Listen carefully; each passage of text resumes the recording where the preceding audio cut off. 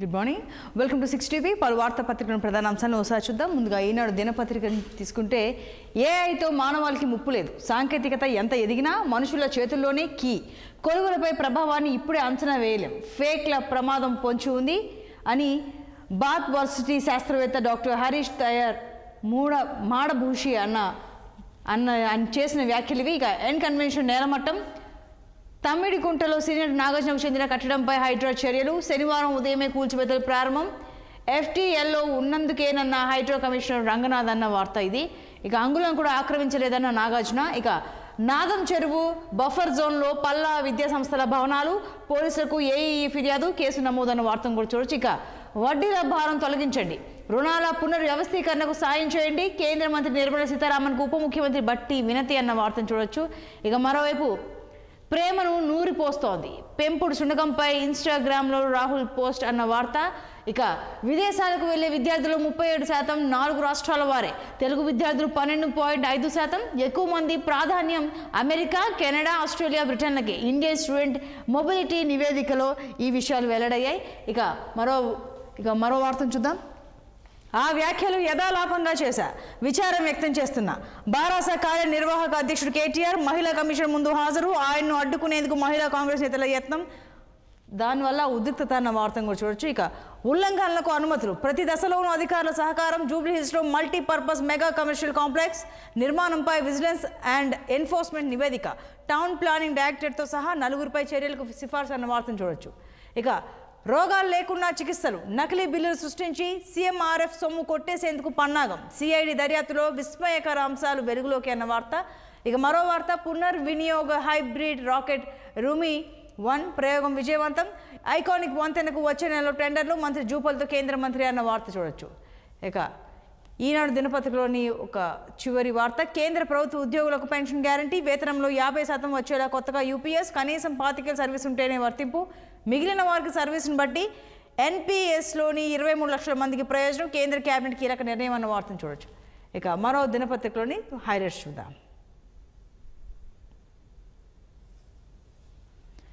ఇక పెన్షన్ భద్రత, కేంద్ర ఉద్యోగులకు అష్యూర్డ్ పెన్షన్ పథకం అన్న వార్తను చూడొచ్చు. ఇక పూలిచింతలకు గోదావరి, ఇచ్చంపల్లి నుంచి గోదావరి కృష్ణ అనుసంధానానికి డిపిఆర్ను రూపొందించిన ఎన్డబ్ల్యూడిఏ అన్న వార్త.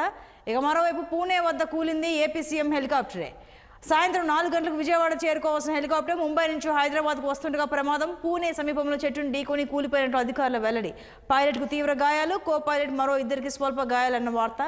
ఇక స్విమ్స్లో వైద్యురాలపై రోగి దాడి, అత్యవసర విభాగంలో ఘటన, జూనియర్ వైద్యుల ఆందోళన, స్తంభించిన అత్యవసర వైద్య సేవలు, రక్షణ కల్పించాలని డిమాండ్, అదనపు భద్రత కల్పిస్తామన్న అధికారులు, ఈవో వచ్చి రాతపూర్వక హామీ ఇవ్వాలని వైద్యుల డిమాండ్, రాత్రికి కొనసాగుతున్న ఆందోళన అన్న వార్త. ఇక ఎసెన్షియాపై ఎన్జీటీ సుమోటో విచారణ, కేసులో కాలుష్య నియంత్రణ మండలి కలెక్టర్ను ఇంప్లీట్ చేసిన ధర్మాసనం అన్న వార్త. ఇక మరోవైపు ఇసుక కష్టం ఇంతింత కాదయ్యా, అస్తవ్యస్తంగా మారిపోయిన ఇసుక సరఫరా అన్న వార్తను చూడొచ్చు. ఇక అచ్యుతాపురం ఘటన బాధితులకు వైఎస్ఆర్సీపీ అండ, మృతుల కుటుంబాలకు 5 లక్షల చొప్పున సాయం అన్న వార్తను చూస్తున్నాం. ఇక రాష్ట్రాన్ని చుట్టుముట్టిన రోగాలు, రాలిపోతున్న ప్రాణాలు, పారిశుద్ధ్యం దారుణం, దోమల దండయాత్ర, చెలరేగుతున్న సీజనల్ వ్యాధులు అన్న వార్తను కూడా చూడొచ్చు. మరో వార్తాపత్రికలను హైలైట్స్ చూద్దాం. ఎన్ కన్వెన్షన్ కూల్చివేత అన్న వార్తను హైలైట్గా చూపిస్తోంది వెలుగు. ఇక చట్టానికి లోబడే కూల్చివేతలపై ముందే నోటీసు ఇస్తున్నామన్న డిప్యూటీ సీఎం బట్టి వ్యాఖ్యలు. మరోవైపు చెరువుల కబ్జాలకు బాధ్యుడు కేటీఆర్ఏ, మంత్రిగా 10 ఏళ్లు చర్యలు తీసుకున్నందుకు ఆయన్ను అరెస్ట్ చేయాలి అన్న ఎంపీ రఘునందన్ రావు వ్యాఖ్యలు ఇవి. ఎన్ కన్వెన్షన్ను బీఆర్ఎస్ హయాంలో ఎందుకు కూల్చలేదు, 2014లో కూల్చాలన్న హైకోర్టు ఇప్పుడు స్టే ఇవ్వడం ఏంటి అని ప్రశ్నిస్తున్న వ్యాఖ్యలు. ఇక గ్రేటర్లో 282 చెరువులు మాయం అన్న వార్తను చూడొచ్చు. ఇక కేంద్ర ప్రభుత్వం ఉద్యోగులకు బేసిక్లు 50% పెన్షన్.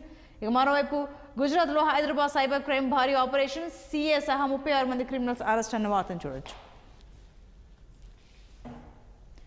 ఇక అనురాగ్ వర్సిటీ నిర్మాణం అక్రమం, చెరువు బఫర్ జోన్ను ఆక్రమించి కట్టాన్ని పోలీసులకు ఇరిగేషన్ ఏఈ ఫిర్యాదు అన్న వార్తను చూస్తున్నాం. ఇక మరో వార్తాపత్రికలను హైలైట్స్ చూద్దాం.